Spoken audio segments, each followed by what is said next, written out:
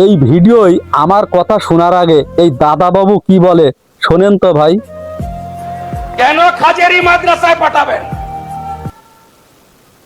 কেন স্কুল কলেজে পাঠাবেন না? কেন ডাক্তার ইঞ্জিনিয়ার করবেন না? এই প্রশ্নের উত্তর আপনাদের দিতে হবে। মুসলমানেরা তাদের সন্তানকে মাদ্রাসায় দেবে না কলেজে দেবে না মেডিকেলে দেবে, আপনাকে হিসাব দিতে হবে কেন দাদা? মুসলমানদের নিয়ে আপনার এত অ্যালার্জি কেন দাদা? একটু মেডিসিন খেয়ে নিয়েন দয়া করে দাদা। মাত্র ৪৫ দিনে ২৩টি মসজিদ মাদ্রাসা ধ্বংস করে দিয়েছেন। এই জবাব দেওয়ার জন্য প্রস্তুত হয়ে যান দাদা আপনি।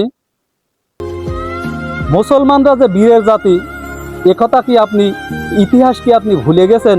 ইতিহাসটা পড়ে নিয়েন খুব তাড়াতাড়ি, নইলে ডোনাল্ড ট্রাম্প যেমন ইরানের কাছে আত্মসমর্পণ করেছে, খুব তাড়াতাড়ি তোমাকেও মুসলমানদের কাছে আত্মসমর্পণ করা লাগবে ইনশাআল্লাহ।